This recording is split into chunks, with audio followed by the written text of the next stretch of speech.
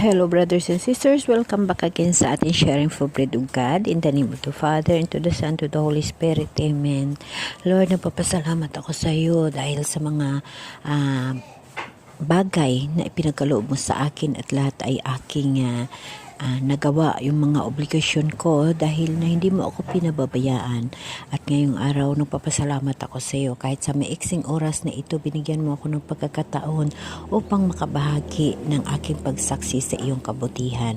Maraming salamat, Panginoon. Brothers and sisters, today i-share ko sa inyo ang tungkol sa mga reflection sa buhay, ang tinatawag na ang kwento ni Esther, ayon sa aklat ni Esther.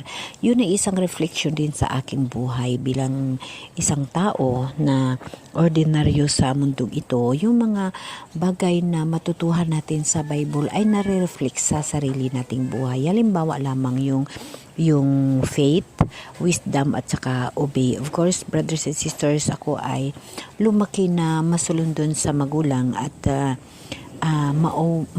maunawain sa mga bagay-bagay sa mga paligid, sa mga tao na sa paligid natin. Kaya iniisip ko sa sarili ko na pag ikaw ay sumusunod sa mga bagay na utos ng mga magulang, mga matatanda, lalong-lalo pa sa konting kaalaman mo bilang bata sa espirituhano na buhay, ang Diyos ay nasa sayo. So, dahil sa obey, at sumusunod ako sa mga bagay na aking natutuhan, nandyan yung faith, yung paniniwala ko sa Diyos na siya ang kasama ko at siya ang tumutulong at nagagabay sa akin araw-araw. Sa pag-faith, sa panampalataya ko sa mahal na Diyos na siya ang kasama ko araw-araw, nandyan yung tinatawag na wisdom, yung mga karunungan na matutuhan mo sa iyong kapaligiran at sa mga pangarap sa buhay bilang tawhano na buhay. Ang mga bagay na yun ay nasa atin, yung tinatawag na obey, faith, and wisdom. So bilang tayo na sumusunod sa utos ng Diyos at nanampalataya at nagtitiwala ng lubos sa Kanya, nandyan yung mga pangarap sa buhay natin, espirituhano na buhay at tawhano na buhay. So, bilang tawhano na buhay, ako ay nagkaroon ng tinatawag na wisdom or pangarap, no? So, bata pa ako, dinadala na ako ng nanay ko sa lugar kung saan ang nagpalaki sa kanya or ang doon siya lumaki, no? Sa kanyang tiyuhin na kumbaga ay may pera sila or may kaya sila, no? So, nang nag-asawa ng nanay ko na nandyan ako, lagi niya ako dinadala, yung pinapasyal doon. So, siyempre nakikita mo yung bilang tawhanon at bata pa, nakikita mo yung pamumuhay na karangyaan, maganda ang pamumuhay. So, ang ginawa ko, starting noon na grade 4 pa lang ako, nagpipray na ako dahil may faith ako dahil nandyan si Jesus dahil kasama ko na ang mahal na Diyos. Dahil na ang mahal na Diyos ay talagang yan ang kinakapitan ko, bata pa ako. So, nandyan yung faith sa akin.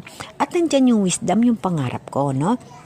Ang pangarap ko ay, sinasabi ko sa sarili ko nga, sana pag high school ko, doon ako mag-aral. Kasi maganda ang buhay doon. Bilang batang isip, nakikita mo mapira sila, may mga katulong, no? Something ganun. Bata pa grade 4 pa lang ako. So, nangangarap na ako ng ganun. So, starting ng grade 4 ako, dahil may faith ako at masunurin naman ako at sumusunod ako sa utos ng mahal na Diyos sa mga magulang ko, nandyan yung panampalataya ko at wisdom ko, yung pangarap ko na sabi ko, Lord, doon ako mag-aral pag high school ko kasi maganda doon. Yung parang tawhanon na bilang bata pa, yung tawhanon ang nag-iiral sa sarili ko. No? So, kasi siyempre nakapunta ka na, maganda yung pamumuhay, something ganun, So, bali, ang faith, dahil na nagtitiwala ko sa mahal na Diyos, na ibigay ng mahal na Diyos ang aking hinihiling, nagpatuloy ako sa pangarap ko at panalangin ko. Since grade 4, grade 5 hanggang grade 6 na umiiyak ako tuwing gabi, iniiyakan ko yun. Lord, pag grade 6, pag graduate ko, dito gid ako Lord mag-aaral. Yun lagi kong sinasabi kay Lord. Basta Lord, dito gid ako mag-aaral. Dahil na ako'y naniniwala at dahil may faith ako sa mahal na Diyos, lagi ko sinasabi, basta Lord, doon ako lang mag-aaral. Basta Lord, doon ako mag-aaral. Yun something lagi kong sinasabi yung ganong bagay. So, hanggang na nag-graduate ako ng grade 6, dumating ang araw ng enrollment ng high school. So sabi ng nanay ko, mag-enroll ka na ng high school. Pero sabi ko, Nay, pwede ako dito mag-eskwela sa ilan ni Lolo. Tapos ang ng nanay ko, sige, kausapin ko. So sulat, kinausap. Pumayag ang lolo ko, pumayag ang lula ko, pumayag sila lahat na doon ako. So dahil iniiyakan ko, ibinigay ho sa akin. Kahit hindi pa pwede, dahil gusto ng mahal na Diyos na sundin ang yung pangarap. Dahil ubi ka at saka nanampalataya ka, ibibigay niya yun, ipapakita niya na ibibigay niya yun. Kahit hindi pa para sa'yo, ngunit gagawa siya ng paraan na pamulatin ka na hindi yan para sa'yo at hindi yan sa'yo. Ibinigay lang yan sa'yo dahil mahal ka ng Diyos at hinihingi mo sa Kanya at iniiyakan mo siya. Ngunit ang mga bagay na yan ay hindi para sa'yo. So, in short, nandoon ako. So, enrollment na. So, darating, dahil ras-ras yung mga plano, inaantay yung aking Form 137 para sa enrollment. 1 week pa lang, ang sarap ng buhay. May kwarto ka, pagising mo, pagising ko, nakahanda na yung pagkain, nakatakal na yung kanin, nakahanda na, no? Yung mga pangpaligo mo nandoon na, nakahanda na lahat, naka-sit by sit na lahat yung paghahanda, no? No, 1 week. So, sinanay ako, iniikot sa bahay, iniikot sa syudad, tapos tuwing tanghali, higa ang lola ko dito sa kandungan ko. Kami sabi na maaral ka na mabuti para magkagaya ka kay tita kay tito mo. Siyempre mga doktor sila at saka sa US sila na ganun daw gagawin ko. Sabi ko man 1 week yun, ang ganda ng buhay. Ngunit ang lulo ko may manukan yun, yung RB, yung Rolando Villanueva na tatak ng manok dito sa palikpik na yon. So anong nangyari? After 1 week, ayan na, sinama-sama na ako ng lolo ko. Kasi wala yung bata niya, ako lang. Sinama-sama na ako ng lolo ko. Nang pasama-sama sa akin ng lolo ko, doon na nagsimula yung tinatawag na pinapakita na ng Diyos na ito ang mangyayari sa'yo pag nandito ka. So, yun ho mga kapatid, na ipapakita ng mahal ng Diyos ang mga bagay na sinunod ko ang gusto mo, natupad ang pangarap mo, ngunit hindi yan para sa'yo. So, gumawa ang mahal na Diyos ng mga bagay na ipamulat ako na hindi yun para sa akin. Nang dumating ang punto na sinama-sama na ako ng lolo ko.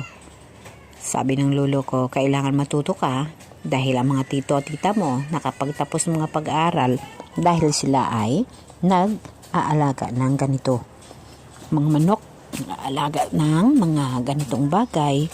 So, kumbaga, binigyan ako ng trabaho. Mabuti sana kung magpapakain ka lang ng manok. May gas, tapos na pala.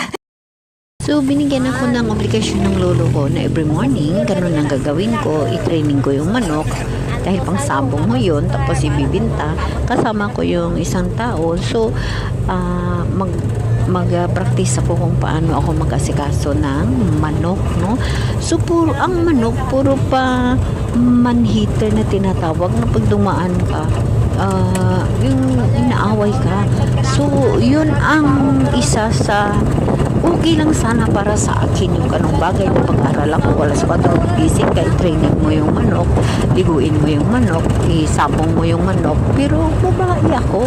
Okay, tapos something ganun. Kaya doon ko na-realize na sabi ko, ganito pala ang ibig sabihin ng mahal na Diyos. Ibibigay ko sa iyo yung mga hinihingi, ngunit ito ang mangyayari sa iyo.